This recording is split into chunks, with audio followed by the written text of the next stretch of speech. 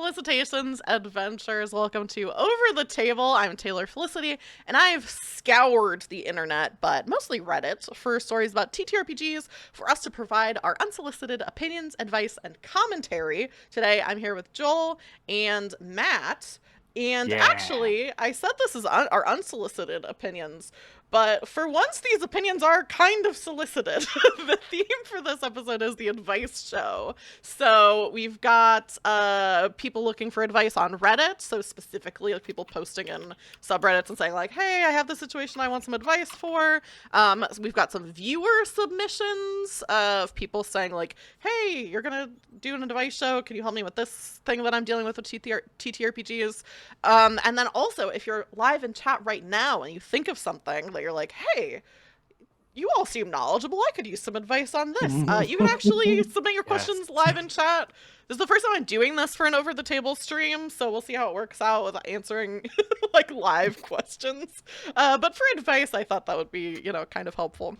But let me throw it over to my guests today so they can introduce themselves and talk about kind of their history with TTRPGs, where they're coming from when they're offering this advice. And first, Joel, do you want to introduce yourself to everybody? Sure. Hello, I am Joel. I have been in the TTRPG space for I would say 3 years now. I have previously had a short stint of me running my own AP production little thing, and I am now part of Altered Echo Archives as both staff and consistent player. So I'm excited to be here. Yeah, excited to have you. Matt, what about you? Hello, my name is Matt. And look, as far as experience goes, I used to run public games at a game store for a number of years. Some Kick-ass. of which, like, when everything went shut down, they followed me onto the internet. And it's been nice. I've been able to run games for like the game stores, like child as young as 6 years old. And in that same Wow. group, there was a 72-year-old. So it was like the, Whoa. the the gamut, right? But Damn. yeah, it's been a really fun ride, and now I do a lot of like YouTube and TikTok stuff. Again, providing advice. So thank you so much for having me, Taylor. Yeah, I'm really excited to have both of you here. I think that there's a lot of knowledge in this group and a lot of like experiences that we can talk about. So these advice questions really run the gamut for a bunch of different things. Before I start getting onto our queries and stories and things like that, for chat, there are some things that you can do during the stream to kind of interact more than just watching. If I have a setup where if enough different people within a certain amount of time type like boo or cheer into chat, it'll trigger automatically a booing or cheering sound effect. So if like, if there's really somebody in one of these stories where like this person is not doing good things, and enough people get on board, if everyone's typing boo in chat, then a boo sound effect will happen. If you hear something you like, the cheer, I think that you can type like cheer, yay, clap. I think all of those can go towards triggering that. Or if you have, there you go, yeah. So 4 more people. Here, I'll throw in one too. If I type cheer. I'm gonna try. I And want to then one hear more it. person types cheer. I think it should work. Sometimes the command is a little finicky. Oh, it says one more used to trigger. Okay. Oh, maybe I don't count. I think I might not count. All right, well, so one more person get in chat and type it, and then it should work. If you get impatient and you're like, I don't want to wait for everyone to boo or cheer, and you have channel points, you can use your channel points to do the same thing. And then also, if you think that somebody in one of these situations is a real red flag, there's a red flag. Oh, there we go. Yeah. Yes. You do it all Okay, on I your hear own. it. Yeah. There's also a red flag redeem you can do, and as a little perk for people who are subscribed to me on Twitch, you can type, let me see if this works, red flag with an exclamation point, all one word, and a little red flag alert will come up. Oh, and Joel, you're canonically first in chat. Nice. Yeah. Congratulations. I First one wasn't, to the but stream. nobody cashed in. So you know what? I'm first now. Look at That's me. what the redeem go. is. Canonically, first, always and forever. We'll remember that you were first in this stream. And then I already said that if you have advice questions, oh no, Mila, one of my mods, Mila, likes to try to get the first redeem first, and they're just a little too late. Yeah, so if you have advice questions that you think of during the stream, type them out in chat. I can't guarantee that we'll answer them, but we'll try to get to them if we can. I think that's all of the stream or like, start of stream business that I need to go over. So I'm going to start us off with, let's start off with a viewer submission. We've got two. And let's start off with this one. So this question is from Helena, who uses she, her pronouns. And she writes, I've been making my game for like 2 years and I love it dearly. So she's writing a TTRPG. This project is my son. It's the biggest thing I've ever done. We're doing a final revision on the text. What I want to know is, how do I know it's good? Like, when do I call it done? When can I finally say I'm done with it? And then she also included a little emoji that I can only describe as kind of tired looking. Of course, yes. So yeah, I don't know. Joel, I know you've worked on designing your own TTRPG. Matt, I don't know if you have designed TTRPGs before, but you've definitely run games, which I think is also game design. I'm working on a game, although it is not released yet. So yeah, what are your thoughts on like how can you tell like when you're like done with a game or done with a project, when you're like, okay, I'm releasing this into the world and my hands are off of it. What are your thoughts? Do you want to start? Should I? Yeah. As someone who's never made a TTRPG before, yeah, you should start. I will say this: I've had chances to test games, and be like in actual plays for games that are in Kickstarter that hadn't been released yet, or that were in like I will say this: they tend to be kind of in a state of flux where when they were sent to me to play, the state they were in was very different from when it was finished. So I could say this: if you're at a point where you feel like you're solid enough, not to say perfect, because I don't think anyone ever feels like, oh, it's perfect. But I think it's good to get it out there, because once you do, you'll be able to get feedback as far as like, oh, this element might need some tinkering, and it doesn't have to be. It's not like once you send it out, you can't do anything with it anymore. It can be this is version 1.1, version 1.2 after this, and then it's like the experiences I've had have been like, oh, I received version 1 in game 1, and then after playing with it, they saw like what we did with it, and they're like, okay, we're going to make some changes. Here's version 1.2, to the point where like one of the campaigns, we went through like 7 different versions all during the campaign, and we're like, Oh oh wow. snap, okay, we get a first-hand look at some of these new abilities. And so I think like I think that as long as you've reached a point where you feel reasonably good about it, then it's it's fine to be able to release it, so then you can see and then patch, because it's like the life cycle doesn't have to end right there. That's how I feel. From someone who's never made a game. That's so fair. Yeah. Joel, what do you think? I come at this from a little bit of a different angle. From a more like business angle, I struggle a lot with containing what I put into a game when I'm working on it.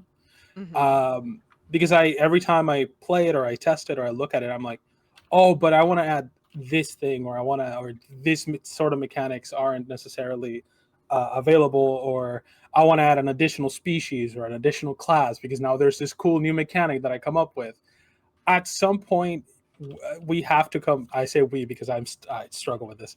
We have to come to terms with the fact that we can't, both from just like a production, I'm a person making a thing perspective, but also from this is eventually going to potentially be a product that will require growth of the, like, as a merch, as a piece of product. We need to kind of get to a point where, like, these are enough species, this is enough rules. Anything I create that is on top of this can just be set aside for a second source book or a second rule book, or like for additional expansions onto it, which is I think it's an easier thing to bypass or to not notice when you're building, because you're like, oh, but what if I, well, now I made this downtime rule that I thought of that has this specific, like, table for, like, how much money they make, but then, like, oh, but I should make an additional one that applies to this other stuff. And, like, you want to make sure that what you do add is necessary, and then anything extra can be optional stuff for later. You don't want to overcrowd your game. You don't want to get to a point where it's like too much, and then, because you don't want to get to a point where people are just like, hey, this is too crunchy right out of the gate. And if it's already so crunchy and then there's going to be more stuff coming in later, then that's going to make it even crunchier, and then that's just going to scare people off. On the other side of things, my mom, this is a shorter side of my thought process. My mom once said, if you enjoy a thing, there's going to be a million people out there that are going to also enjoy the thing. As far as fun goes, if you are having fun playing it, and it's not like fun in spite of the rules, if the rules are encouraging the fun of the table, then you've succeeded. You don't need anything else beyond that. Yeah, that's true. I have not finished a game or released a game, but I have done other TTRPG related projects, and also other creative projects. Like before I did TTRPGs, I like wrote stuff. I've done like film stuff, and I think I always think about, like, when I'm working on creative stuff, if there's something that I like actively want to get out, like the game that I'm working on, I'm just kind of like, I had an idea. I've been working on it for like 2 years probably, but like very like I write for like a couple hours and then I put it down and don't think about it for 6 months. So like I'm not, like actively like working away on it. But if there's something that I like want to get out and want to be done with, I always think about, I don't remember who said this, but it was one of the writers for SNL, like one of the early writers for SNL. The famous line is, we don't stop writing a sketch because it's done. We stop writing a sketch because it's 11:30 on Saturday night. Like, if you give yourself a deadline, or if you have like something that you're trying to like hit, that you're like, I want to release it at this point and stick to it, that is helpful as a creative, because you can get into like the nitty gritty and like think of things and be like, oh, now I want to rework this, which is not bad. I think that's fun to do, and if you're having fun doing that, that's fine. It sounds like you want to be done with this though.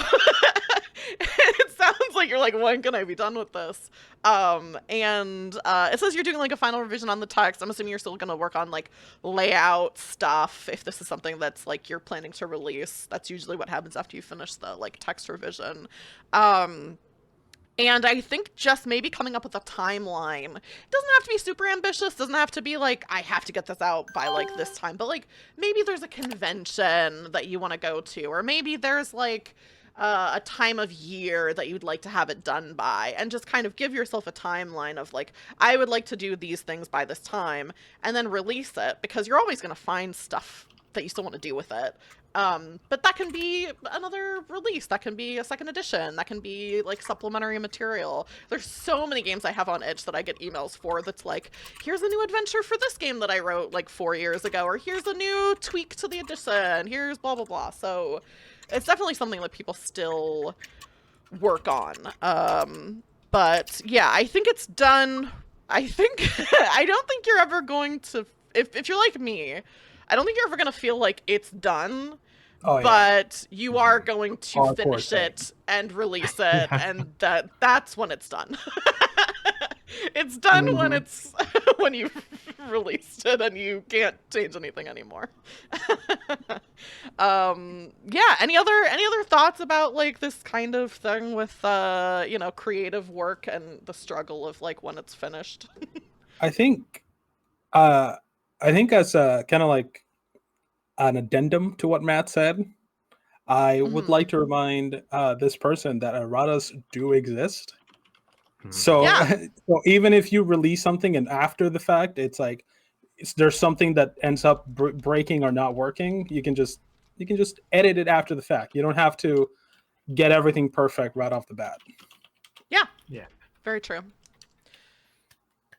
Cool. Yeah, question answered. Hopefully that was Yeah. helpful, Helena, from admittedly 3 people who have not published a TTRPG, but have done other creative work. Let's do this question next. This is not a viewer submission. This is from Reddit. We do also have a question in chat that I'm gonna write down for us to get to, because I think that's a really good It's a question, good but question. it's kind of similar to the one we just answered. So we'll do a different one and Mhm. then come back to that. So this question is from r/DM Academy. And the title for this one is My players forgot there's a traitor in their group. Should I remind them? So this is kind of GMing advice. Okay, Um, After killing a interesting. boss, the boss imparted a final message that a traitor was amongst the party, and it was how they were able to track the party. A lot was going on when this message was delivered, so I think the party just forgot about the revelation as they dealt with other things like freeing hostages and whatnot. And now they are planning to send a discreet message to allies across the realm, which is obviously going to be intercepted by the traitor. I feel like their player characters would have remembered the traitor stuff, but the players themselves kind of just forgot. And the consequences will be significant if they don't snuff out the traitor before they do more things. Should I, as the DM, gently remind them? I don't want to metagame their choices, but leaving them to suffer significant consequences due to memory lapse might also be too harsh. So yeah, what are Hmm. your thoughts on this? I think both of you, Matt, you already talked about DMing a lot, and Joel, I Yeah. think you also GM a decent amount. So what are I your have, thoughts on this? yes. Um, I think if it wasn't for the fact that by definition, or by like default, it takes a week between sessions, Yeah. uh, Most people. I would normally be like, "Oh, just punish them, just have the traitor go wild." Um, but as a benevolent GM who enjoys the fantasy of watching my friends do cool shit, and that's why I GM, I won't necessarily remind them, uh, like in character, like mid session when they're making a decision, but I will. I also make a habit of doing like a recap before the Yeah. session starts, which would include important details like that may have easily been missed. Mm. Mhm. So I would probably, in the process of narrating what happened before, I would probably like say it at that point and be like, "Oh," and then when you finally defeated him, they left a parting message of, there's a traitor in your midst. Yeah. Probably that's not the wording that they used in the actual session, but Yeah. Right. um, but if anything, it could also be a way to not punish the players, but kind of remind them that it is, at least to some extent, important to take notes. Mm. Because I will be the first person to admit I don't take notes. But every So time I don't so take you want notes, to be punished. I no, I just have learned my lesson many times over. I'm just too old to change. Uh, I don't take notes. Um, but having yeah, I would just remind them, and at the beginning of the next session, just be like, hey, you know, as part of the recap. It's important. Mhm. Yeah, Matt, what do I you think? like that a lot.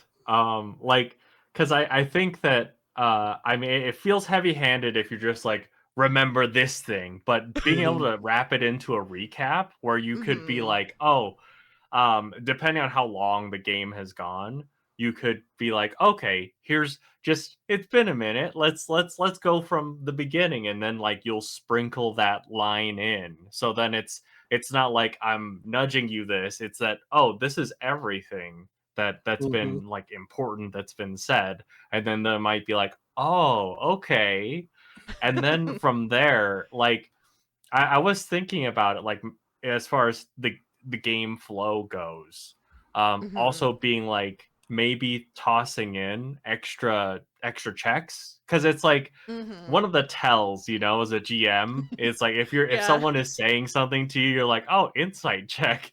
Then everyone's gonna be like, huh, wait, are they lying to me? Yeah, Yeah, what is yeah. So this insight? Hold on a yeah, second. right. It's like when you ask for checks, Hmm. those are little nudges too. So I think like being able to toss in the recap so then it's in their mind, and then having those little things, it's like, oh, that might be like a nice little nudge so they can be like, okay, this is a thing, we should have our eyes out for this, as well as the recap reminder. So I'm all about that, Joel. Yeah. I will chime in as the maybe permissive, very permissive GM. I would just tell the players. I would just Mhm. say Fair I would enough. just say, Yeah. It's hey, fair. your characters would remember this. It happened 2 days ago in game, and it's pretty important. Hmm.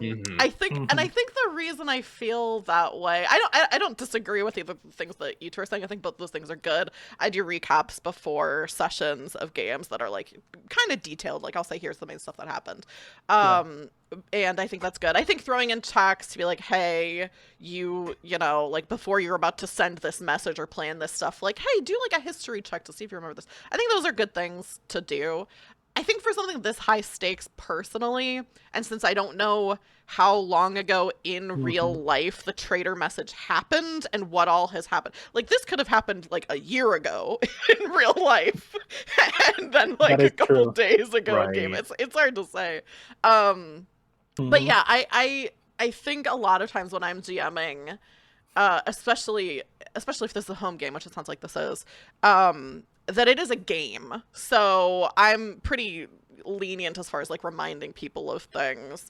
And Yeah. also, some of my games players take notes. Most of my games players don't. I have a really hard time taking notes while I'm GMing or playing because my Hmm. brain just can't do those things at the same time. Sometimes people have memory issues, stuff like that. So I Right. think I can take amazing notes and then not remember a single thing of the session. That yeah. is the trick. Yeah. I mean, I'm so bad at taking notes. The only way that I can GM is if I record sessions and then the day before the next session I rewatch them double speed Mm. on YouTube or whatever, and Mhm. take notes retroactively. That's literally the only way as a GM that I can take notes at all. As a player, it's not quite that bad. As a GM, Yeah. I literally don't take notes during the session at all because I can't do it. So yeah, I think these are different approaches that you can take. Of course, depends on the table. Um, Right. but I think sometimes GMs worry about being too like hand-holdy or like spoon feeding their Mhm. players, but like it is a game. So I think it's fine Yeah. Hmm. sometimes to be like, hey guys, you're my friends. Do you Right. remember this thing that happened? Yeah. There's Mhm. there one thing that came to mind as well is if you have a party NPC, then that Oh yeah, party yeah, NPC yeah. can remember that, and then you can just Yes. Yeah. be even more direct with the Yeah. GM remembrance of like, well, Mhm. actually, before you do that, this NPC, fucking Yeah. Yeah. Frankfurt or whatever his name is, Right. walked up and he's like, actually, I think we need to be careful because one of us is a spy, And it's not Yeah. me. and it's Yeah. not me because I reminded you, or it could be. You don't know. That's why we need to Maybe. talk about it. Let's have a group meeting about this Right. traitor thing. um, Yeah, have either of you had a situation like this before, either as a player or GM, where like your party forgot something really important and like either dealt with the consequences or had to be reminded? So I'm part of a game called Imperial Rising, and one of the other players had a magical knife. This is a Cypher game, so it doesn't quite play like D&D. Mhm. It was a magical knife that they got from somewhere. Doesn't really matter where. Then we got into a fight, and she used that knife on an enemy, and then was in the middle of the fight. Was like, I want to cast Shatter on that knife, which would essentially make it explode. I think my roommate just heard me. She's the game master of that game. Oh, snap.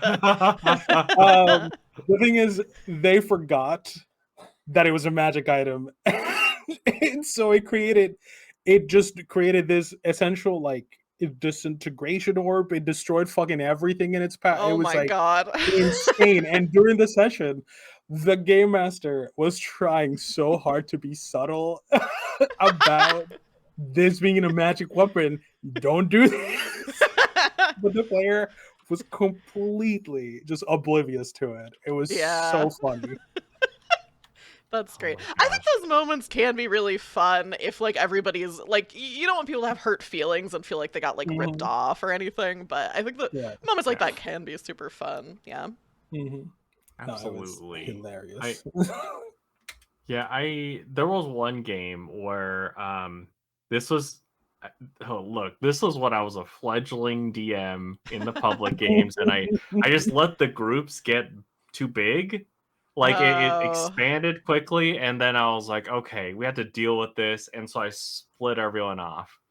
And there was one NPC, the villain that was kind of like becoming too obsessive, like a fanboy of one of the Mm. characters, and did like a painting of that character.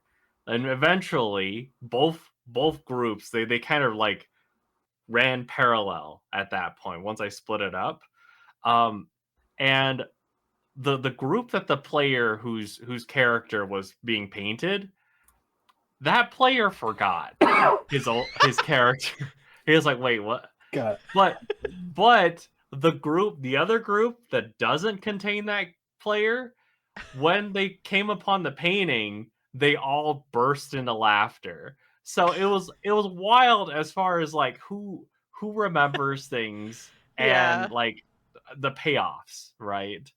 And then it's just a matter of like going with the flow to make sure that like, okay, this guy didn't remember, even though it's a drawing of his character. He didn't remember what his character looked like for a moment. And then I'm like, okay, I'm not gonna belabor it. But then for the other side, it's like, okay, the payoff is there. We Yeah. can enjoy it. But yeah, I get it. As far as memory things go, Mhm. sometimes, things slip. Yeah. Hungriest clone in chat wrote, I've dropped hints about a beholder. They took out its cult in the first session, and one character keeps getting dream portents about dangerous things happening. Fast forward, and there's a huge, unmoving storm above the mountain range near that first message, and the beholder is now huge and hovering in the center of that storm, just getting more and more powerful. The players still haven't gone back. Oh So my gosh. I think that's like the players being like, we don't have time to unpack Yeah, I all feel that. like I'm sorry if I get a dream about dangerous shit happening, and then there's a flying meatball with laser eyes in a storm where that dream was. I'm going the opposite direction. That's not even a memory thing. That's just no, thank you. I would rather live Someone else again can for deal with that longer. issue. I am not that adventurer. Thank you. Yeah, Hungry's clone, I think what you need to do is now make up a separate group of adventurers who defeat this beholder, and then that'll make your players having another group of adventurers who are more competent than your players. That will every group of players ever will immediately be like, I I have to fight them. Yeah. We could never let this happen again. Mhm, um mhm. To be fair, they took another importance direction and took care of the first. So I'm like, oh, this is gonna be bad. Yeah, that's also kind of fun though as a DM, I think, where it's like you give your Mhm. players a bunch of things that they have to worry about, and then some things get worse while other things are taken care of. And actually, let's go ahead and talk about the question that Hungary's Clone in chat submitted earlier, which is how do you drive interest into your own setting? So I'm assuming, which you're live in chat, so you can correct me if I'm wrong. I'm assuming you're talking about like you're writing a setting for an existing game and thinking of like publishing it or trying to get people to play it or something like that. I don't think I've ever written a setting for any pre-existing thing that I can think of. But do either of you have tips or advice or anything with getting people into a setting they might not be familiar with? My mom once said, if you like a thing, a million people out there in the world will like it. All Sitting you in a need to game do. together, they're clarifying. Sorry to cut you off, Joel, but Oh, yeah. Um, it is, the reality is, it is about finding your audience more yeah, so than it is about driving people to the thing that you like. Like if you really look at any type of IP, whether it's a popular one or it's a new one by an indie dev, it's just about finding an audience. You just need to find somewhere that you're going to put the thing, put the right keywords on it so that the people who like this sort of thing that you're making are looking for it. You know, the reason I got into Stardew Valley, for example, for the first time was because I was a really big fan of Harvest Moon. And I was like, I want Harvest Moon. So I Googled it and then I found a post that was talking about how Stardew Valley was like Harvest Moon. And I was like, okay, I'm gonna give it a try. And then I did and I loved it. So it's I mean, it's bad marketing to compare yourself to something else that is more popular than you, but it's about what your essence is. So it's not because like when you look at D&D and Pathfinder settings, you're like, oh, they're basically the same. But when you actually look at the nitty gritty of it, of what makes them different, for me, I prefer Pathfinder because it has guns and more advanced tech that D&D doesn't have. But for somebody, maybe they want to do, Spelljammer, or they want to do whatever the new animal focused stuff is. I don't know the name of it because I haven't kept on loop with that stuff. Um, so it all depends on what you're making, who the target audience is, and where that target audience also is. Because there hmm some groups of people are more present in certain websites as opposed to others, and maybe you're not in the correct website to find the people that would be interested in what you're making. So I yeah. also have never sold anything in my entire life, and I don't do any of it. Even though I make content online for a living, I don't do any of this. So, grain of salt. It's tough. It's a tough thing to do. Yeah. Yeah, Matt, do you have any advice or insight into this kind of thing? As far as like just selling it to people, I have no idea how to gather interest in that. I guess my only perspective would be like getting people that are at the table interested in the world, and that would Mhm. just be like um adding in the little bits of lore when they're pertinent. It's like there are so many times where I'm like, oh, I want to tell them so much about all this stuff, but I have to hold it back because I'm like, I want that to come up when it's relevant to what they're doing. So then it's like, oh, I get to engage with it, and then that becomes more exciting. But as far as selling it to people out of the play, out of being at the table, I have no idea. I'm so sorry. Um, yeah, I think that's tough. I mean, it's definitely I mean, who isn't looking for the answer to this question to some degree, it's Mhm. tough. There's a lot of stuff out there as far as TTRPGs. I have, not I've not published any TTRPGs or tried to get people to write things like that or by things that I've written, I guess is what I'm trying to say. Mhm. But I will say, first of all, if anybody is in chat and wants to check out stuff that Hungry's Clone is talking about, I believe that I just linked their itch page in chat. And if not, if there's just somebody else who has the name, you mentioned the Wild West generator, which I think is in there. So yeah, people check it out. I was just kind of scrolling through as we've been talking, which is super cool. So cool stuff there. I think it's just hard to get people's eyes on your stuff. I would say coming from the perspective of someone who streams games, and a lot of what I'm trying to do as a TTRPG streamer is get people's eyes on cool games that they haven't heard of. I think it's hard to depending on the type of personality you have or who you are. This can be hard to do, but like getting in contact with people who stream TTRPGs and say, hey, I have this game, would you be interested in streaming this? I can give you a free copy. I can like do a giveaway. People who are watching, that kind of stuff is a good way to get people to check out your stuff, because it's really hard if you're a game designer. You don't want to have to be doing everything. So it's like, you're a game designer. That doesn't necessarily mean that you want to like record and stream or do a podcast of your TTRPG. That's Yep. tough. That's a tough thing to do. So especially there's a lot of streamers who do indie games. Like if you're looking at streams and it's like a person who pretty much only plays D&D, probably not your audience. But there are a lot of channels that do stream indie games, and stream a lot of one-shots, stuff like that. There's So one getting in, called Roll for yeah, Felicity that does that. yeah, I was also gonna I heard it's say, pretty good.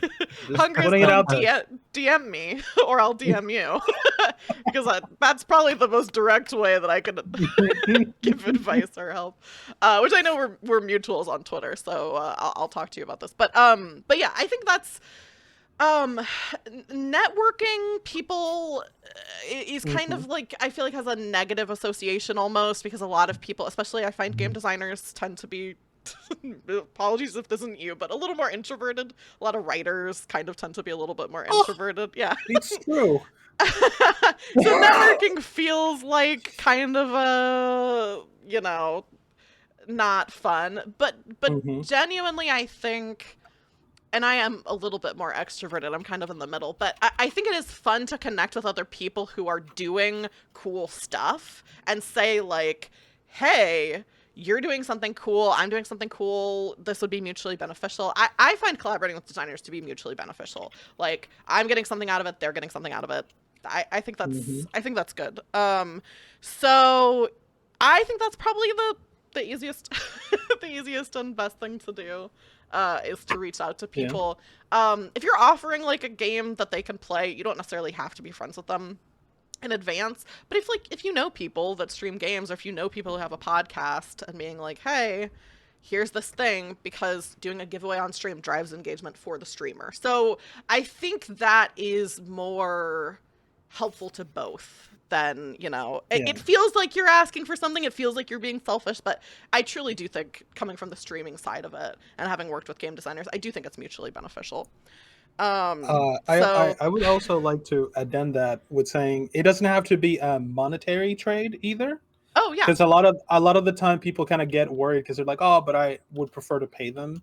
Sometimes the trade, like getting some, I've seen it happen where someone is very talented and they're like, no, I've helped a random person for free just because I believed in their vision.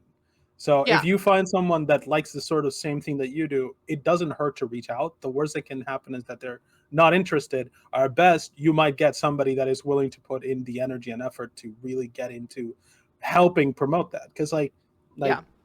Taylor said, promotions, giveaways are stuff that also helps the streamer, not just help get eyes on your project, but helps get eyes on their project as well. Yeah, I definitely think so. There's also some cool like TTRPG publishers who do really cool stuff. I don't know like where you're at with different processes and stuff, but I know like Plus One EXP has a zine club where they like physically publish people's zines, and like people sign up for it and they like mail out a different zine every month. The One Shot Podcasting Network has a zine club that I think is digital. That's a similar thing. If you have physical copies of like if you have like physical copies of your games, you can get in contact with places like Indie Press Revolution, like publishes zines and small TTRPGs that I think they distribute. I don't think they like produce the physical copies, so maybe that's not something that's like in your interest level right now. But there are like, you know, places that are interested in helping and like partner. I wouldn't even say helping. I would say partnering with game designers to get more eyes on your stuff, because it's tough to do just on your own. Any other thoughts about about driving engagement for this kind of stuff? It's tough. It's tough out here for everybody, I think. There's too many games and too much content. Yeah. And yeah, speaking of games, oh, Hungry Close, I just thought of one, so I'll keep an eye on chat. But for another post from Reddit, let me see. Yeah, we have time for this. This is from r/RPG. And this is kind of dovetails with what we were just talking about. The title for this one is "Looking for Advice on What RPG to Pick." And so r/RPG is specifically like RPGs, like all RPGs. So like people post things that they think are cool. Publishers will post like, you know, promo for their stuff. And then people ask questions about RPGs other than D&D, I think is the main thing. Okay, so the post goes. Okay, so I'm a DM and have been running games for the past 3 years for my friends. Recently, my mom got curious and asked if she could try playing too. I decided to ask my friends if their parents might be interested in joining as well, thinking it would be more comfortable for my mom to play with people around her age who are also new to the game rather than with my friends who are already familiar with TTRPGs. Now I have a game scheduled with 3 of my players' moms and my own mom. They're all... The mom squad. Let's go. All moms. Oh my gosh. This is amazing. I love this. They're all completely new to this and only know about it from the stories they've heard when asking my friends about our games. I'm not sure which TTRPG would be best to introduce them to. I was considering Dragonbane, since it's relatively easy to get into and not as complex as D&D, for example. And then they say a specific module they're thinking of. I'm not familiar with Dragonbane, so that doesn't mean anything to me. I literally just heard of Dragonbane for the first time right now. Yeah, I'm not familiar with it. But then they end with saying, any advice on what TTRPG to choose or general tips for older players who have never played TTRPGs before would be greatly appreciated. So both of you have played a good amount of different games. What are your thoughts about introducing people who've never played a TTRPG game to TTRPGs before, or like people who are a little older, like games that you think would be good for that? What do you think? So I will say this. I think, because I mean moms are busy.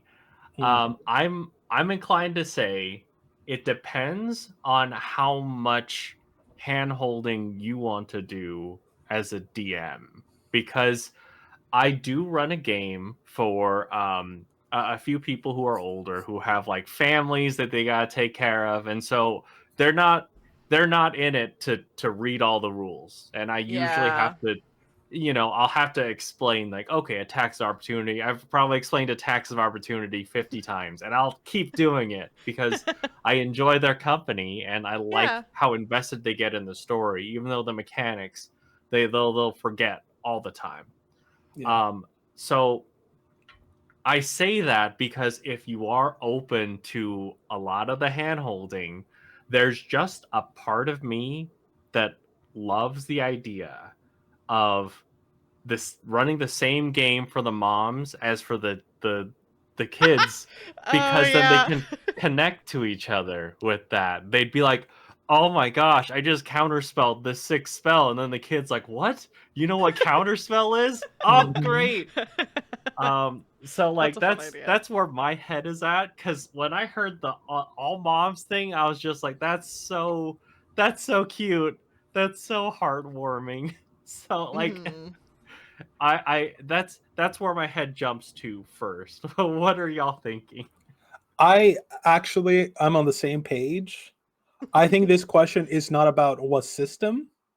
It's about understanding the knowledge limitations that the moms are going to have. Hmm. Because when you're introducing somebody that has played a tabletop before, the rules might be different, but the general gist of it, of the process of a session, is essentially the same. You know, it's you roll dice, you look at your stats, you add whatever you need to add, then something happens. But Hmm. having run a game for my mom before, I am particularly experienced in this. A lot of the time, she couldn't really connect what was on the page with what was being said. Yeah. So hand holding is going to happen regardless of the system. Like a lot of we can talk about like something like powered by the apocalypse, which are like simpler rule system, but the fundamentals aren't there. And I like that's why I agree with Matt, because like they're not there to play the system. They're there to understand what their kids like, why their kids are spending 3 hours playing this every week, and get excited over what for an adult sounds like just make believe, right? So Yeah. running them through the same game system that the parents are or that the kids are playing will make it easier, because then if they enjoy it enough that they want to keep playing, they can play with their own families Yeah. without having that barrier of entry of like, oh, but you play something different than I played. And on top of Yeah. that, you have the idea that if they do get into it and they have the moms want to have, I don't know, mom's game night among them, they can go home and ask the kid for help, because maybe the kid hasn't played the system that the mom has. But if they play the same one, then the mom can just be like, so what exactly does uh thaumaturgy do? And then the kid can be like, well, mom, so this is what it does, you know. Yeah. And what is prestidigitation again? Oh, that's a cantrip, mom, and which will help them bond both in the table and outside of it. So Matt, I think, is on the money with this one for sure. Yeah, I think that is a very fun idea for like this specific situation. I love that of being like the Yeah. kids are playing D&D, get the moms into D&D. You're gonna be holding their hands a lot more. I do like that. I would say also if you know if you're in a similar situation or if the person who wrote this post somehow is watching the stream, I think another fun thing that you could do, if they are interested in the D&D type game specifically, but you get into it and it is too much for them, or they're not having fun, or they're kind of, you can Mhm. see their eyes are glazing over when you're getting into all the nitty gritty of the game. It could be fun to play a kind of like a lot of games. Oh, I just turned off my light by accident. A lot of games that are referred to as like OSR games, you would think maybe not because they're more old school D&D, but or that's what they're like kind of inspired by. But a game Mhm. like Mouse Runner, which is my favorite OSR game, Ooh. is a lot like D&D. You're using the same dice. Obviously in Mouse Ritter specifically your mice, but Mouse Ritter is based on Into the Odd, so you could do there's a lot of games that use the same mechanics. You're rolling the same dice, but the game is much simpler for players because you don't have to Mhm. roll to hit for most of these games. You're just rolling damage dice. You have fewer stats. So something like that could be fun. I will say with OSR games, some of the OSR game designers are not good. As in like Would get mad at more, this question. yeah, like morally Yeah. Like, bad. what do you mean moms want to play games? These are not Yeah, for don't moms. don't think women should play games. Which is to be fair, not exclusive to OSR. Like, there's a lot of Yeah, parts of yeah, TTRPG society that are Right. like that. Yeah. Um, yeah. but that could be fun. Another thing could be find out what kind of stories the moms like. So like I have a friend who I think it was for their mom and a bunch of their mom's friends who had never played a TTRPG before, ran Brindlewood Bay for them. Because the moms were like, oh, we like mysteries, we like this kind of thing. So like ran Brindlewood Bay and the moms loved it. So you really never know what game people might, because I think if you asked anybody like, hey, for a mom who's never played a TTRPG before, what game would you suggest? I don't think anyone would be like Brindlewood Bay. Mhm. But the moms loved it, so I think finding out what they are into or the kind of like shows they watch is good too. The specific group, it sounds like they became interested because of a D&D game, so like D&D maybe is the thing that makes sense, but I love this. Yeah. This is so wholesome. Right? Yeah, Um I would also suggest just asking them, but in the context of the question, because it was like, oh, they're playing. I want to know why. Like, yes, yeah, yeah. it's like when your mom finally gets her hands on the Super Mario Brothers controller and starts jumping. Like, you Yeah. kind of just have to let it happen and help them as much as they Yeah. want. Yeah, Kian in chat is Uptight Chiffon is running, I believe, a Brentlewood game now or is in pre-production for it. What was recommended on Reddit? I can't. I think the main comments that I read on Reddit were asking about like what kinds of things the moms like. So I think most of it was I didn't dive too deep into it because I didn't want it to color my opinion too much. I think people agreed with Dragonbane, which, like I said, I'm not familiar with that game at all. I've never heard of it. So maybe Dragonbane. I don't know. I'm gonna look um, into it now. yeah, Yeah. yeah, a good game for moms. It says. Hey mom, do you want to play a game where the title is Dragonbane? Yeah, I also And the mom have is actually watching telenovelas. yeah, there is a telenovela game, TTRPG, I played so in you know. a stream of it. Yeah, Dos Yeah, Wow. so Pistolas. people in chat, if It's so that's your fucking mom. funny. I have run a game for my mom before. A couple times, I think. I think I played uh oh, Honey Heist. I think I played with my mom. Oh, that's Um pretty good. and I also played a game of Dread with my mom, which was very fun. My mom is a Mhm. writer, so it was there's a part in Dread where in like the game that we were running, which if people aren't familiar, Dread is a horror game. You play with a Jenga tower and you pull pieces from it to like advance the story whenever you're trying to do something. If the tower falls, your character dies. And my mom's character had like a son as like a part of her backstory, and they were like it was like a sci-fi one, so they were like in space, they were in like cryo, and they were traveling to this other place, and they like came out of cryo every so often, I think is what it was. And so we were towards like the middle of the game. We've been playing for maybe like an hour, 2 hours, something like that, and I was like, oh, you're like called, your character's called to the bridge. Basically the spaceship they were on was like maybe never gonna make it to its destination, was like the dangerous thing happening in Dread. And I was like, there's a communication from Earth, like every so often they like check in and you do like a video call, and I was like, your son is on the video call, and this is like a chance for you to like talk to him. This may be the last time you ever talk to him. But as soon as I didn't even get the chance to say all that, because I said like, your son, it's his like 10th birthday, he's on the video call, and my mom went, no he's not. I was like, I'm the GM. Like, he is. And she was like, no, he's not. He can't be on the call. And so I was like, okay, well, what? Let's work together. Like, why is this the case? And she was like, well, my son like died. And I was like, you have to tell me that. Oh. You can keep that a secret from the other players, but you have to tell me that. I have to know. Your mom was just like, "What? Did you not read the backstory that I wrote that I didn't share with you? How dare you?" I did read the backstory. That's part of Dread, as you write, like, there's a questionnaire and you answer the questions. She didn't put it in the backstory because she wanted it to be a surprise. That's I was like, amazing. you have, and her reasoning for it was really good, because she was like, then she was like, my character's motivated to like figure out the stuff about cryosleep because he like wants to bring his son back or whatever, like different, like his son is like dead but like in cryo or whatever.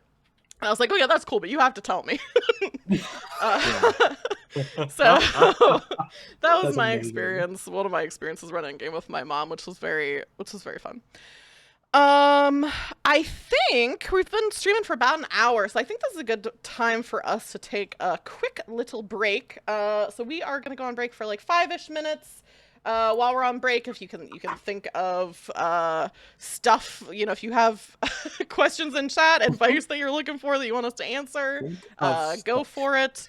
And then also it's a good time to get a drink, get a snack, all that good stuff. So we'll see you in like 5-ish minutes while we're on break. Bye.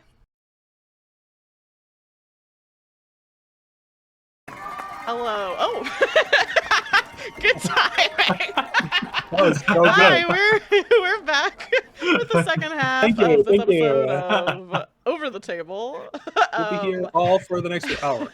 I feel like I'm like David Letterman now. We're back from break. Hold on. I need to Google who this is. Oh, talk show host. I feel like a talk show host.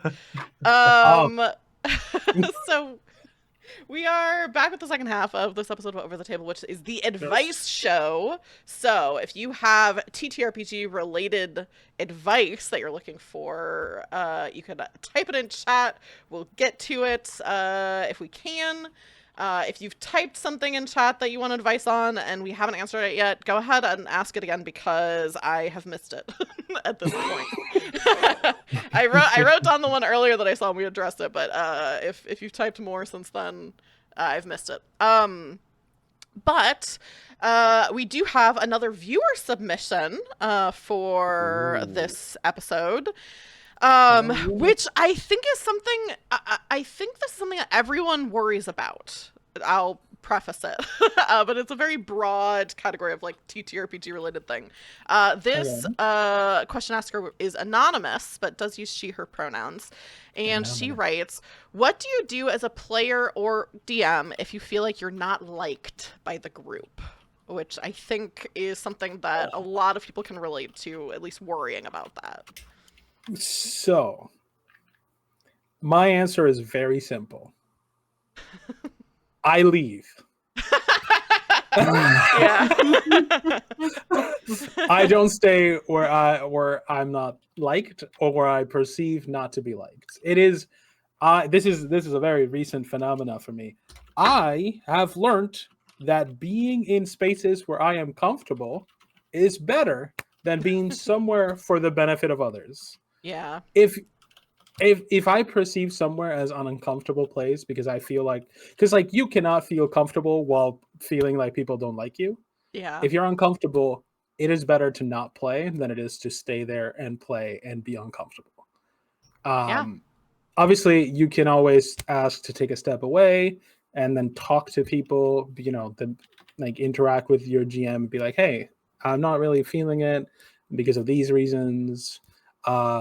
If you don't want the confrontation, which is not really a confrontation, but it can feel like a confrontation, it is perfectly okay to step away and just be like, hey, I can't do this anymore. Mm-hmm. Yeah. You don't even need to explain why you can't do it anymore. You are entitled to simply stepping away from an environment that is toxic to you, even if it isn't their intention to be toxic. Sometimes good people can just be toxic for each other. That is an unfortunate reality of this world. Just not get along. It is personality clash.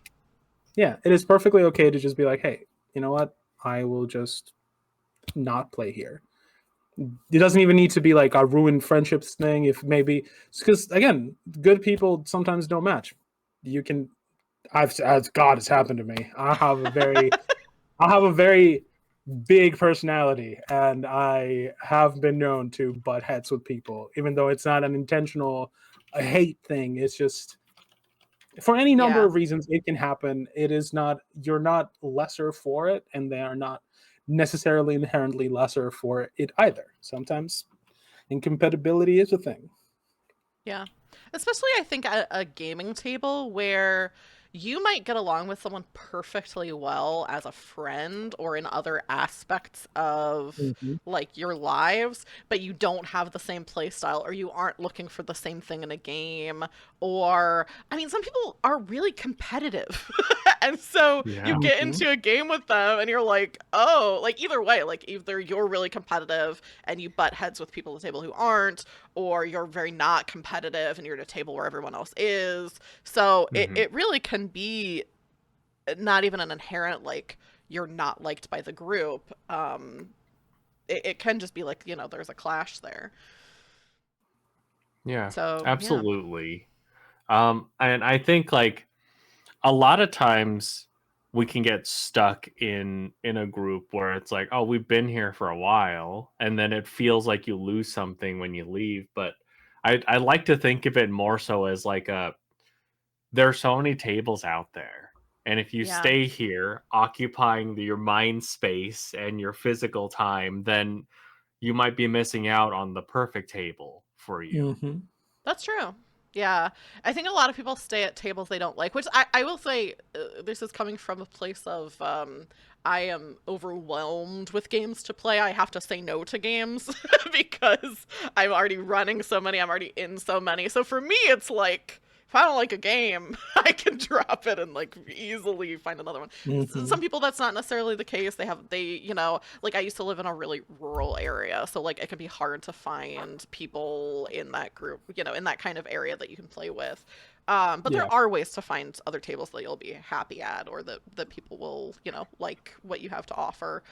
Yeah. So yeah, I definitely think that's true. Maybe you are depriving yourself of a table where you'll enjoy it more. I Yeah. think the other thing. Oh, go ahead.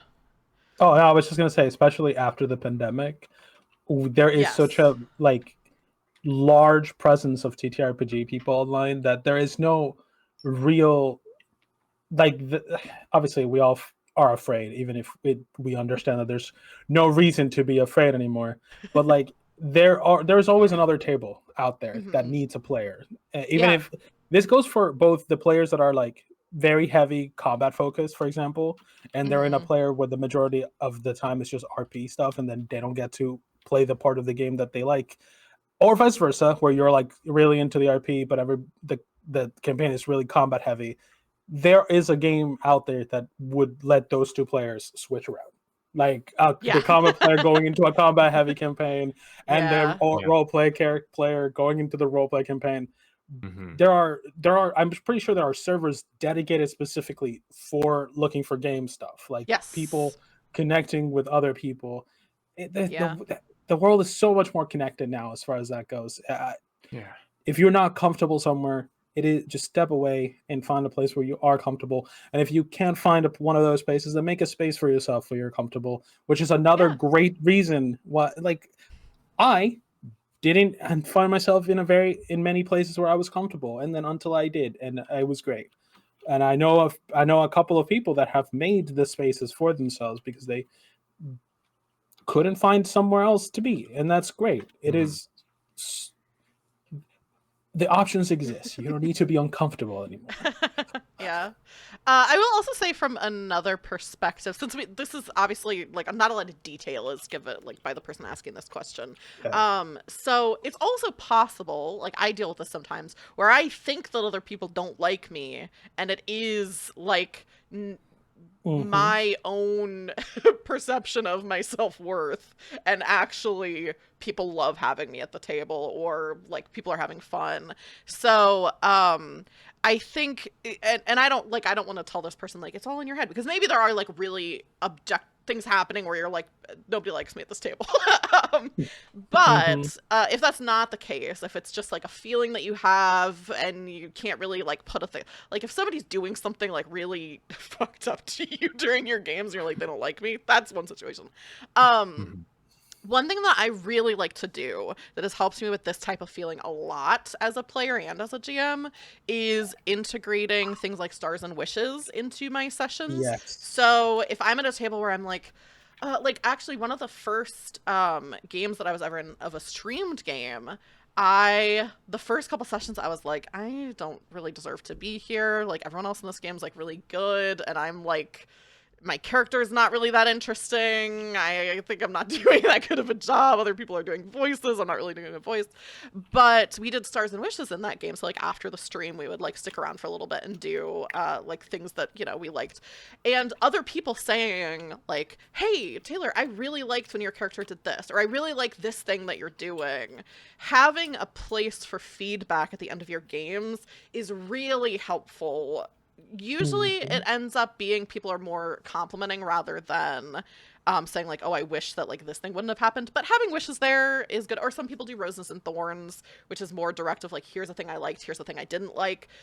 That's at your comfort level. Some people aren't comfortable doing like, I didn't like this. Some people are more comfortable saying, I wish this would have happened instead of this, or I want this to happen in the future. But yeah, if you're feeling uncertain and maybe you know about yourself that you feel like people don't like you when that's not necessarily rooted in reality, having feedback of stars and wishes. So if you're not the DM, you could say, hey, I heard about this thing, like, can we try doing this? I think it'll help us bond as a table. Or if you are the DM, that's easy. If you're the DM, you can just say, hey, we're doing this now. At the end of sessions, we're complimenting each other. So that can be helpful too. If you don't want to leave the table, or if you think people don't like you but you're not sure, like, those are also that's been really helpful to me as a DM, especially knowing that people like the game. Something else that I that kind of goes in the same line is that unless otherwise specified, what a character does, always assume it is an in character and not out of character thing.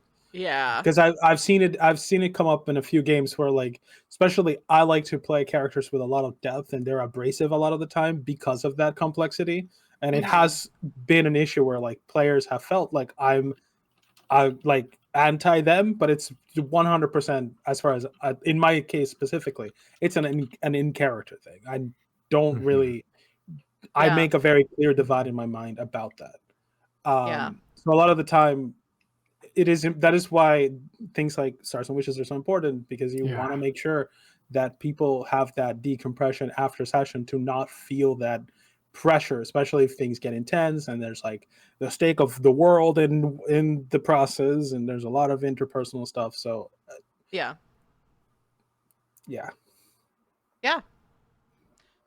I feel like we answered that. I really hope whoever sent this in, I really hope you find a table that you're comfortable with, or you are able to, like, get some clarity as to whether like the people at your table like you, dislike you, whatever the situation is, because that's not a fun feeling, and I felt that way before. And sometimes people didn't like me, and sometimes everything was fine and I just was mentally ill. And remember, my mom once said that if you like one thing, there are a million people out there that will also like it. So if the people at your table don't appreciate you, there are a million other people out there that will. Yes. That's very true. All right. This next question is from r/RPG, and the title for this one is just GMless TTRPG tips. The body of this message is hey all, I've been playing TTRPGs for a few years and I'm wanting to dip a toe into the waters of some of the GMless options out there, but the idea also terrifies me since it's so different from what I'm used to. For those of you who have tried these, what was the learning curve like? Were there any big things you did wrong at the beginning or that you wish you'd have known when you started playing? Was it hard to get everyone involved in the motion of the story? And did the role of pushing things forward end up falling to one person, or did it naturally get split up? Was there anything you weren't expecting that threw you off? Any tips, tricks / thoughts are appreciated. So there's a lot of questions here. But what is, I know both of you have experience with GMless games. Joel, I've actually talked to you about GMless games off to stream before, so I know a little bit about this is very cool. about your thoughts of them. I've played GMless games with both of you too. I'm pretty certain you have been there for 100% of my experiences with GMless games. So whatever you have to say about them may reflect on me more than the concept of I would like to GMless preface games. what I'm about to say with Taylor is an amazing person, and I love them very much.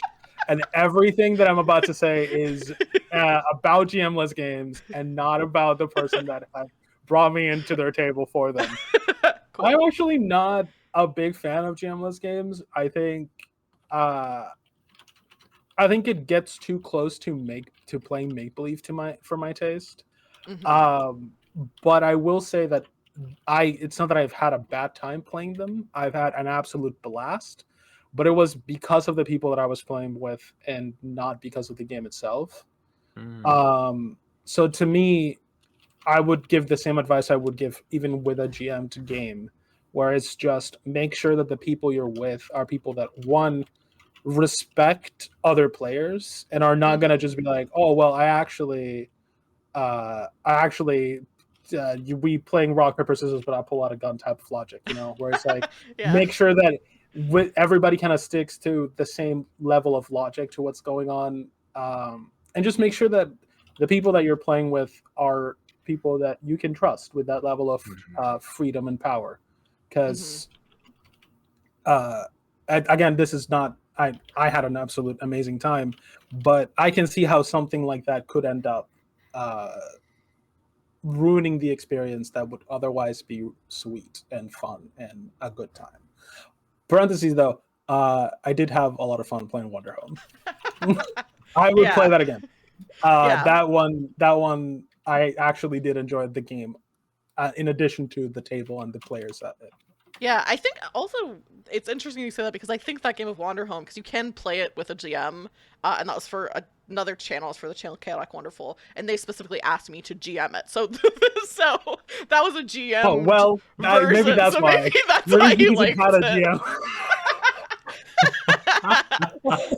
But I do love Wander Home, having played My it both bad. ways. No, that was not supposed to be a call out, just like know. something funny to be like, the one GMless game I like, I It's played the it with one a that GM. had a GM. It's great. Yeah. Yeah, Matt, I know we've played at least one GMless game together, because we Yeah. played Action 12 Cinema on Yeah. stream, which is GMless. Absolutely. What's your experience with GMless games? Have you played ones other than that? Yeah. So I've never like initiated, like been like, okay, let's play this. Usually, and this is a big credit to you, Taylor. Like I played with you, I've played with other people where even though it's GM-less, there's usually one person that will kind of take a lead, not necessarily being the GM, but they know the rules like back and forth enough to be able to keep it moving. Because Yeah. from my experience, GM-less games, when you've got a table of like really considerate people, that they might just kind of sit there and be like, okay, who's gonna do it? I don't want to step on anyone's toes, and then everyone's like, no one's moving forward. So having someone who knows all of it is able to like keep the pacing going is super helpful. So they're like de facto not necessarily GM, but at the very least can take the initiative so that other people will be like, oh, that's how this goes. I'm gonna jump in. Oh, this is how this works. I'll jump in. And then it's like you set the bar as the host, as it were, Yeah. so then other people will know what extent they can do things. And essentially you're setting examples where you're like, okay, I'm gonna jump into this role as an NPC, and then someone else is like, oh, we can do that, great.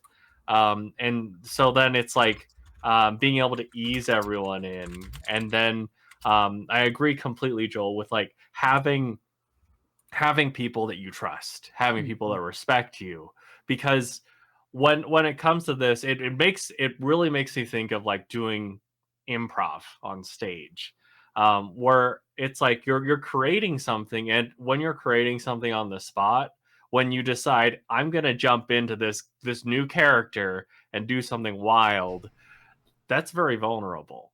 It's like you're Yeah. opening yourself up, because you're like, okay, I'm taking the leap.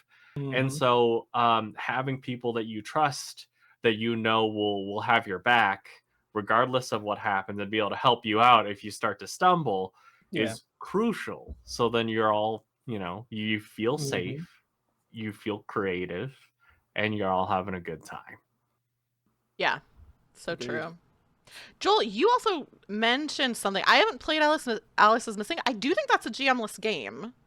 Yeah. If I There's remember correctly. I don't think there's a facilitator in it. I just Yeah. think so different from TTRPGs that I don't know if it counts as one. That's I, what, but because yeah. if that's the case, I fucking love Alice is Missing. I've played that once, and I have been like a drug addict craving that shit again. Maybe we should play together. I have not played it, but I've been wanting to for a while. Dude, it is one of the few games that I've actually been like, I want to buy the physical because of how much I enjoyed it. Like, yeah, it is like, but that one is also one of those things where it's like it gets you really vulnerable. You need to make sure that everybody in the group, like it incorporates, like I think it's like 30 to maybe 40 minutes after the game where you get to like just sit and like relax and just calm down. But it is a gorgeous, fucking amazing game. Not sponsored. But I could be. Yeah, hey. I could be. Who publishes Alice is Missing? Whoever it is, get at me. Yeah. But so it is.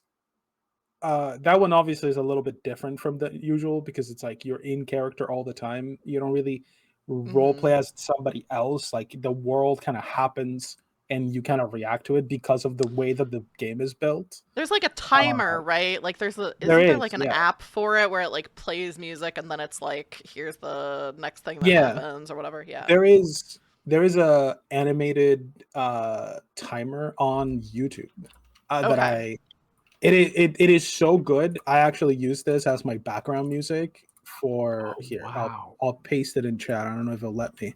If you send it to me, you'll have to send it to. It won't show up as anything. It's just asterisk. But if you send it to me, I can because I have links turned off. I'll send it on here then. Here you go. Paste it. Send. There you go. Perfect. And it's like it is the official one, and the music kind of gets you in the groove, and because it is all timed, specific things trigger in specific times with the change of the music, and then once you get to the like if. This game is amazing. It is so good. It is my background track when I'm writing, and it just works so well because it is a timer. I can just time it to what I'm writing, and that's nice. So good.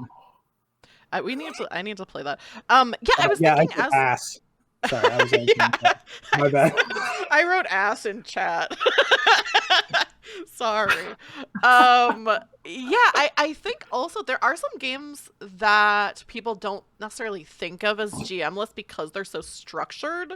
Like Fiasco is a GMless game, but it's very structured. So it almost feels like and I think Alice is Missing kind of falls in that category too, where like the game itself is the GM. And so because it's so structured, there's also a lot of 2-player games that are GMless. So like something like I Have the High Ground is like very structured, but there is no GM. It is just the 2 players and you kind of just go through it.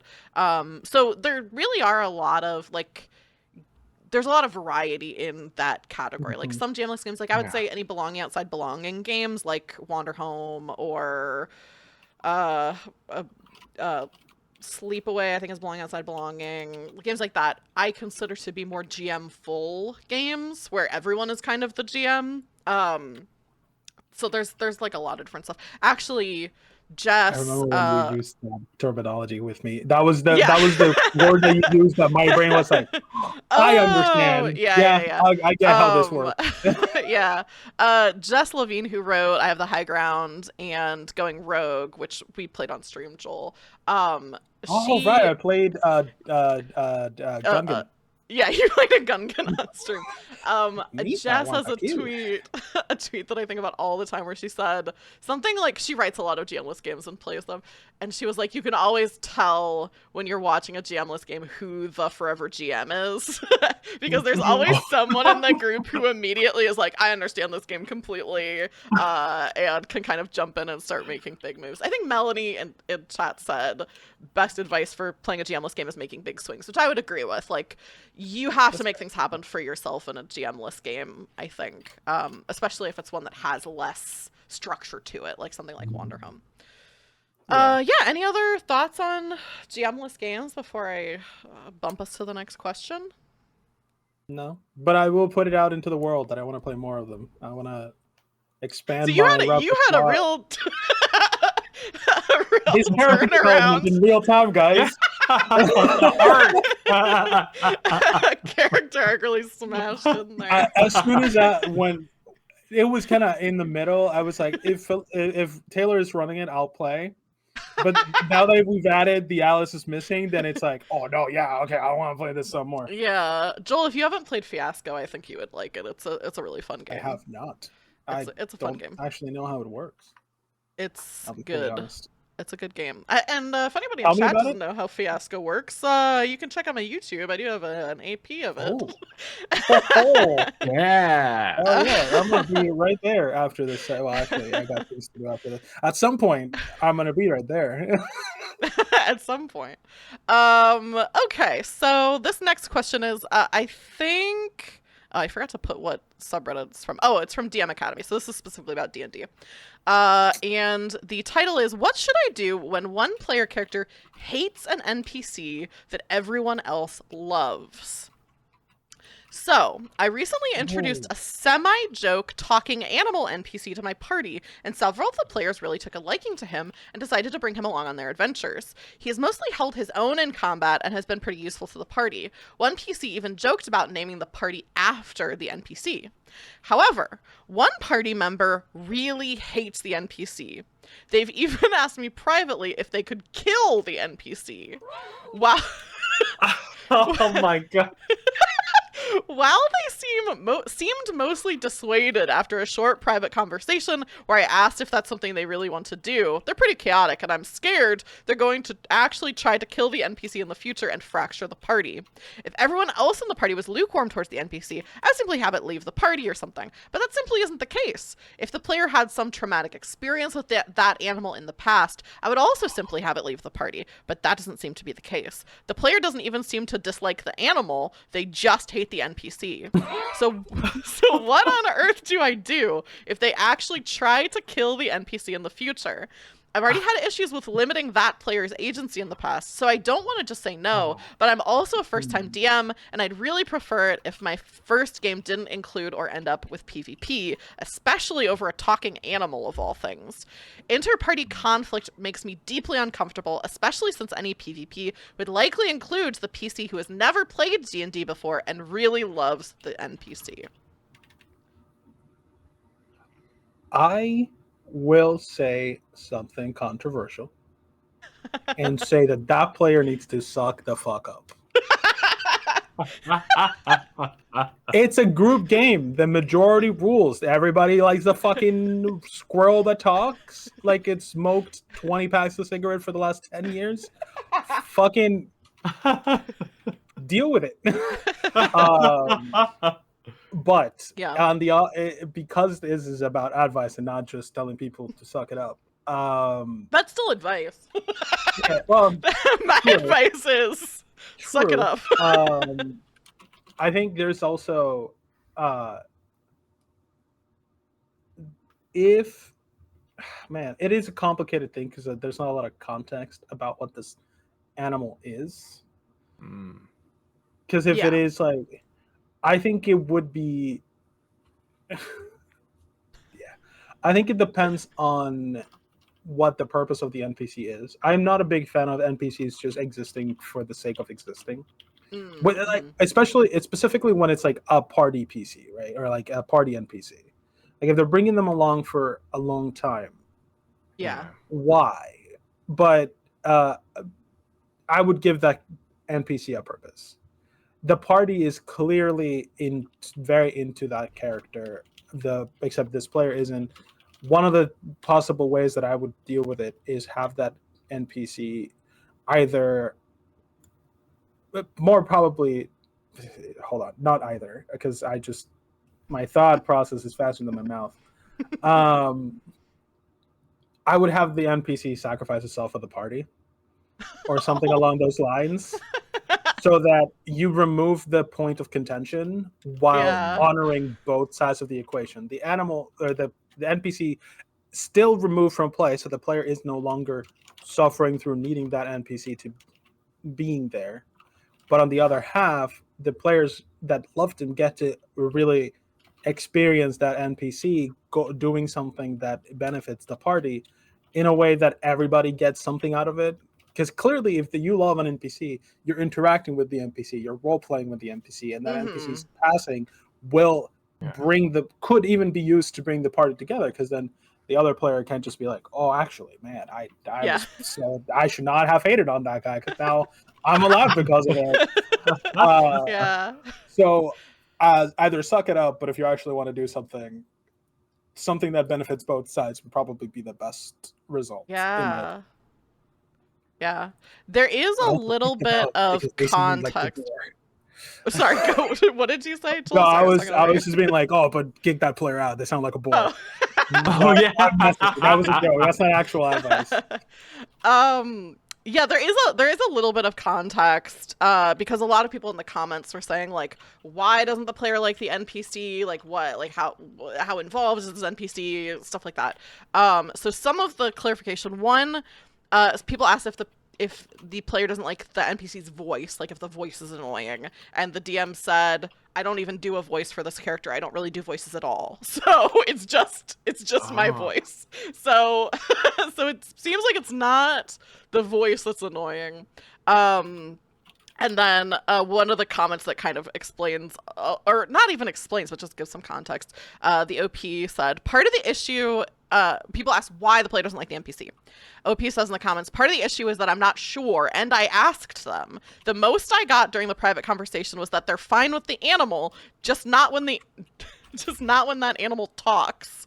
And I'm almost never taking the lead in conversations with the NPC. The NPC has maybe started 2 short conversations over the past 3 sessions, and one of those was the initial one where he met the group. The NPC mostly just talks when spoken to. They also said that the player sent a message during the game and said that their character wanted to kill the NPC, and so it was like kind of unclear whether the the player hates the character, the NPC, or the player character hates the NPC. So yeah, that's a little bit of context. But yeah, Matt, do you have what are your thoughts on this situation? That's not context. That's the same thing that was already said. Yeah. I mean, the context is this player kind of won't say what the issue is. The context is we don't know. Yeah. Yeah. I mean, I feel like I'm parroting the same things. I mean, there's a part of me that feels like, if in those private conversations, those are the only responses. I mean, I love Joel's response with like potentially doing, the sacrifice so that they can live on with the memory, and then this player doesn't have to deal with when that animal talks. Silence the animal forever. Right. I do wonder, because they did mention that that player, they've already had issues limiting that player's agency, and I'm wondering if there is like another NPC that shows up that maybe doesn't tag along, if that player is going to want to kill them too.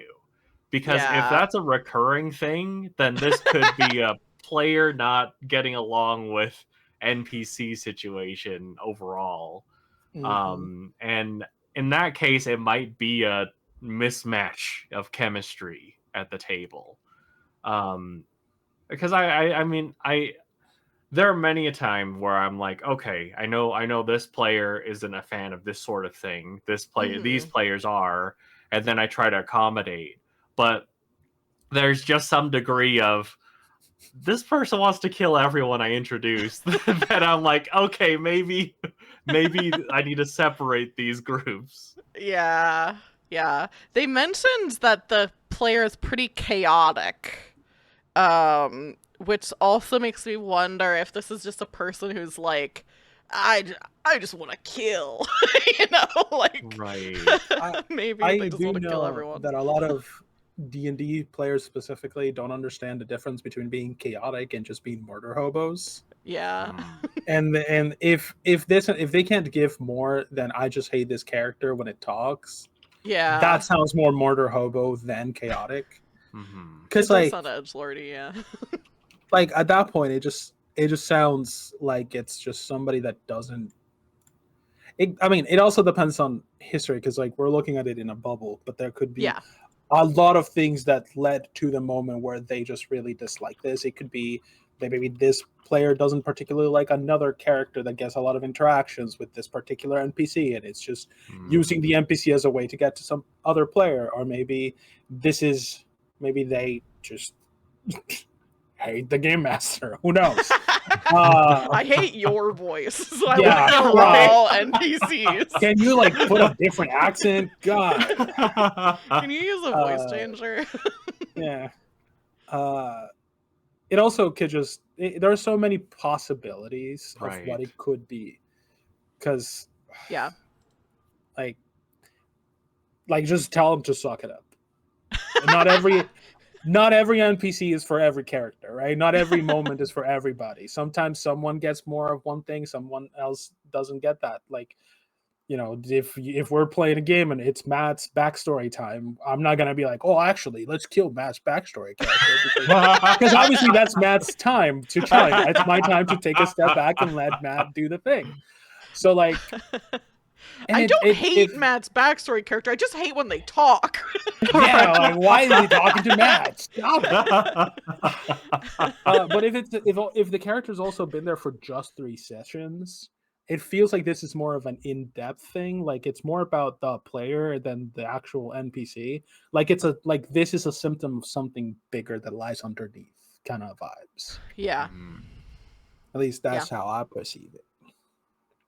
Yeah.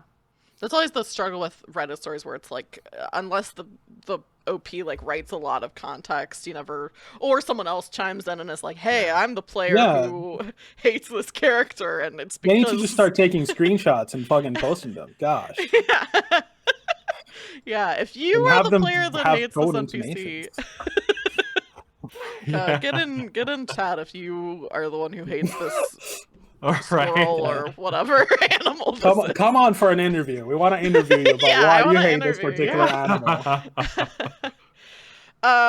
Cool. I think we're getting close to the time that we are planning to wrap up. So this last one is not a Reddit story or a question that anybody submitted, but just something that I was kind of thinking about with the theme of this stream being like the advice show. And was wondering, with TTRPGs, is there any piece of advice that you've ever received that you've been like, oh, that's like been really helpful to me? Like, has there ever been something that someone's told you that you're like, I'm gonna remember that?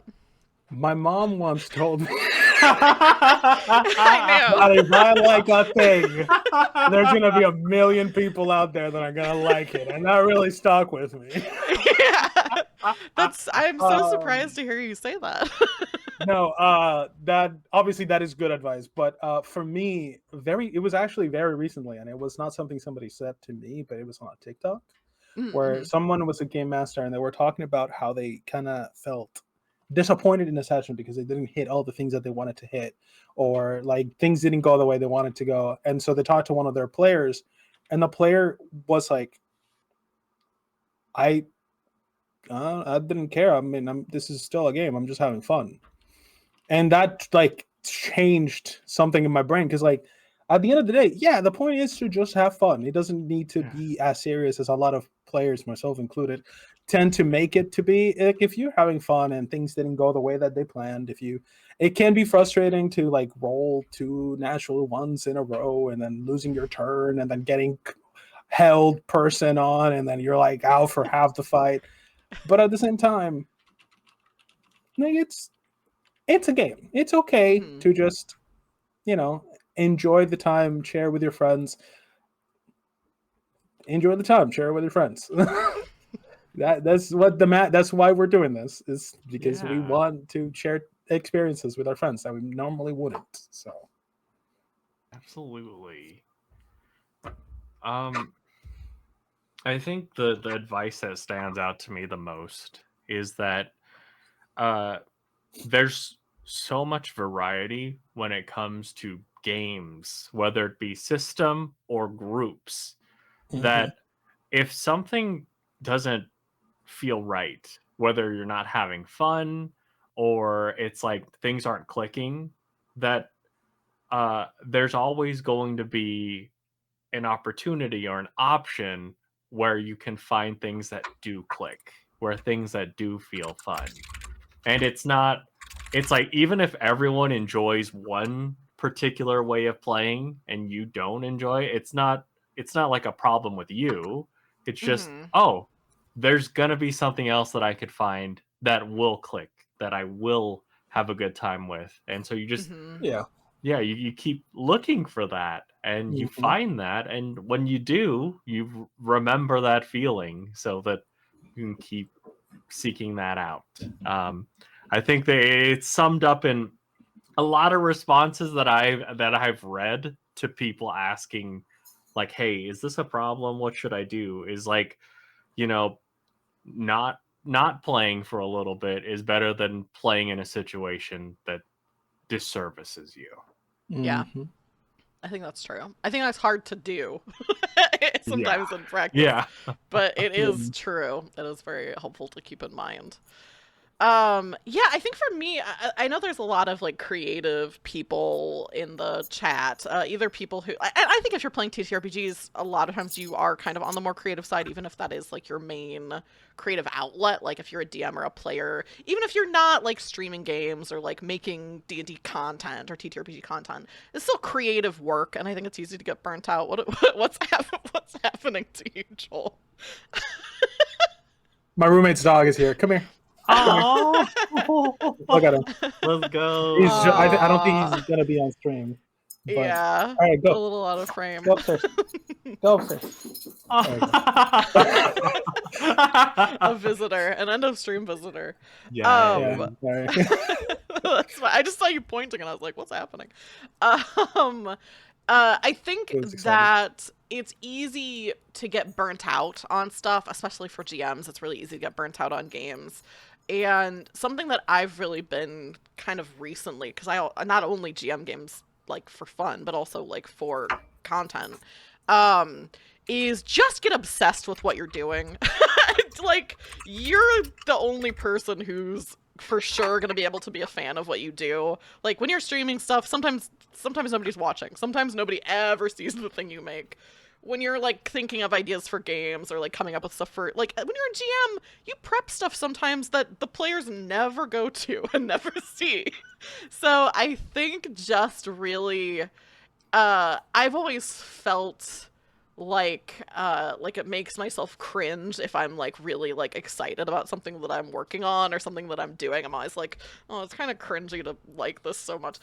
But recently I've been trying to embrace it more and just been like, no, I really like the stuff that I do. I'm gonna post about it. I'm gonna talk about how much I love my Monster Hearts game. I'm gonna say like I really love this character, stuff like that. And I think that's a good way to like avoid like kind of help with burnout a little bit is to Mhm. really appreciate the thing that you're doing. And there's always going to be a gap between the stuff that you like and the stuff that you want to emulate versus the stuff you're able to do. That's how the world works. It's like the taste versus ability gap.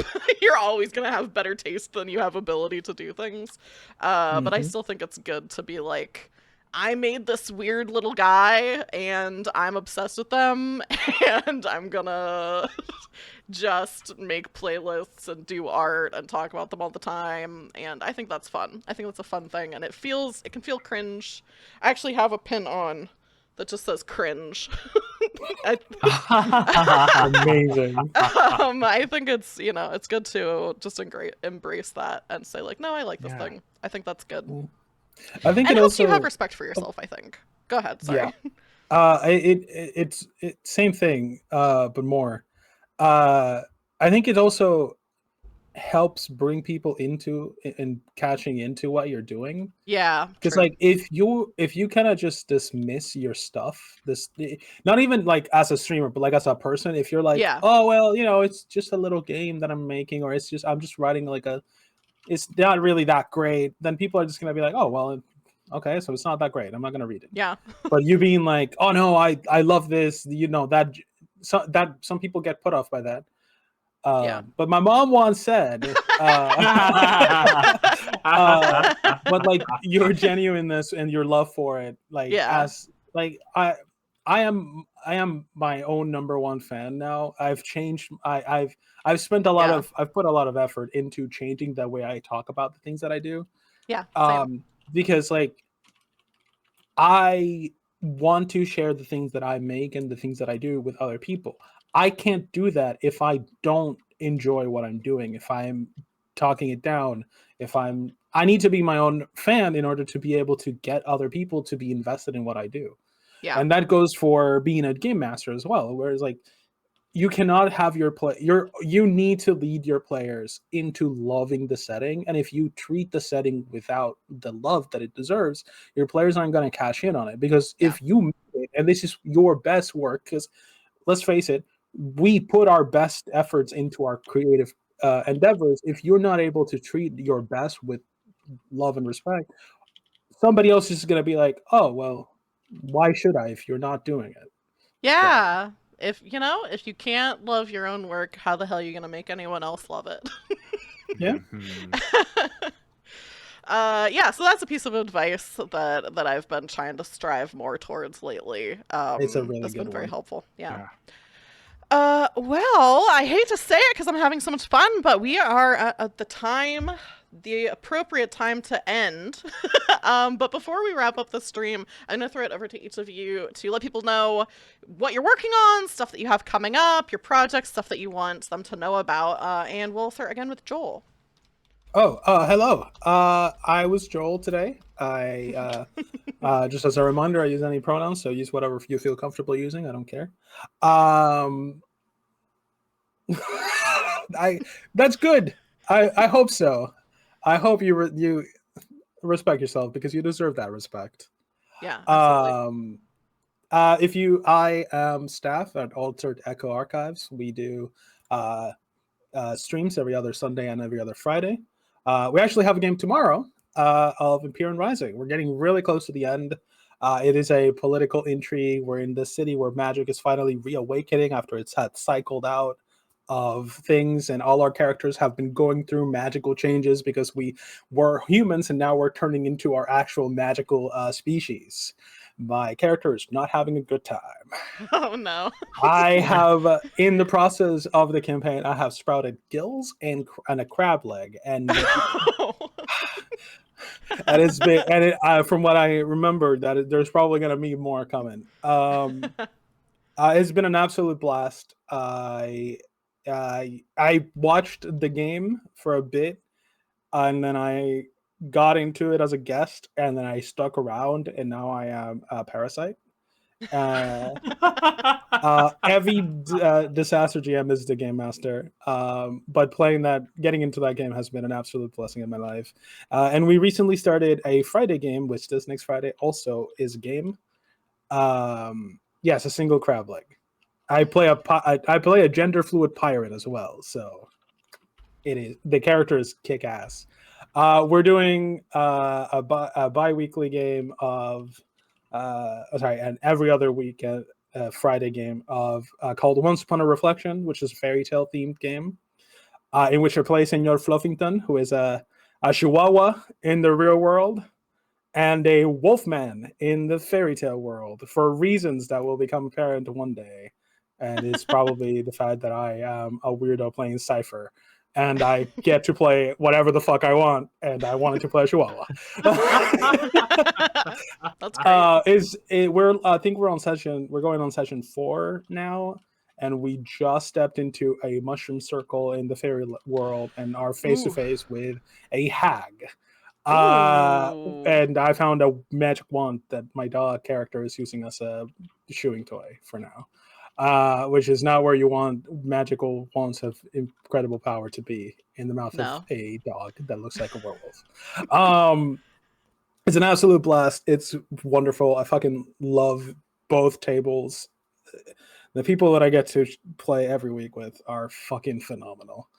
Outside of that, I don't really use my online social medias very often, but you can find me at Joel Writes, Joel as in JOWOEL.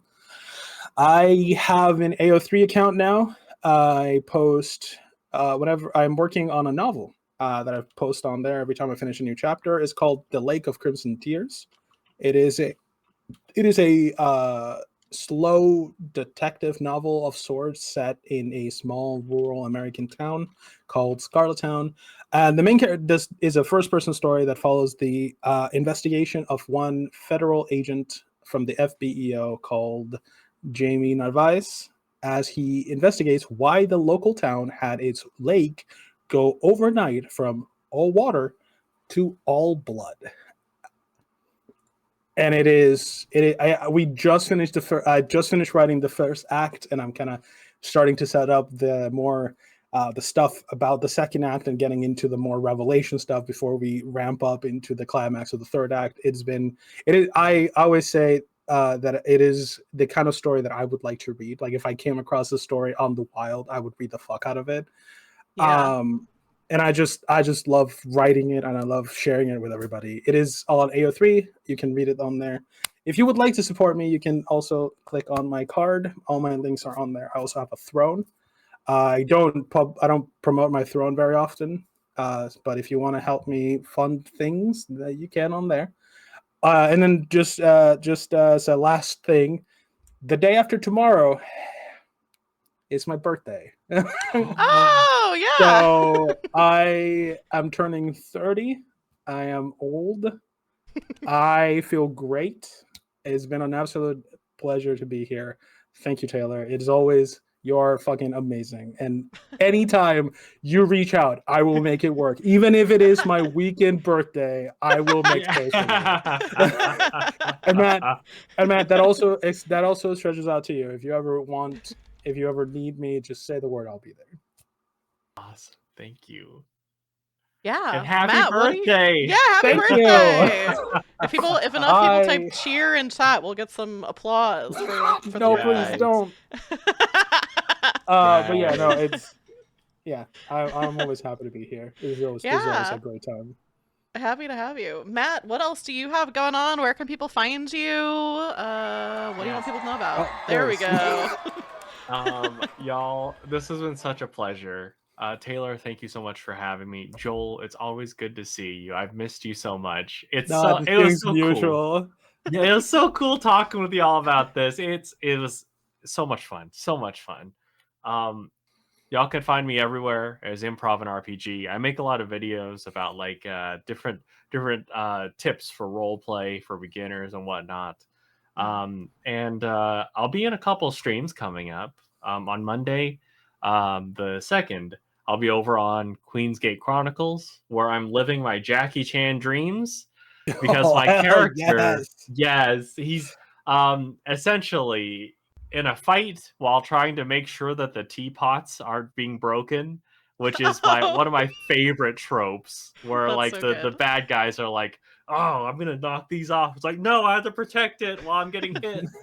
I love that. So I'm having a blast with that. And then on Tuesday, the 3rd, I'm gonna be running. It'll be the start of a new series with like different characters each episode, but it'll be over on Tales of Initiative, a game of Flabbergasted, which has been one of my absolute favorites. Yes, it's a combat-less comedic game set in the 1920s, like the Roaring 20s, and it's so much fun.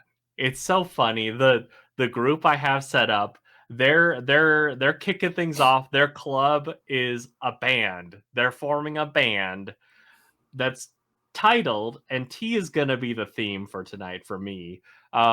Their band name is Society for the Prevention of Cruelty to Tea Kettles.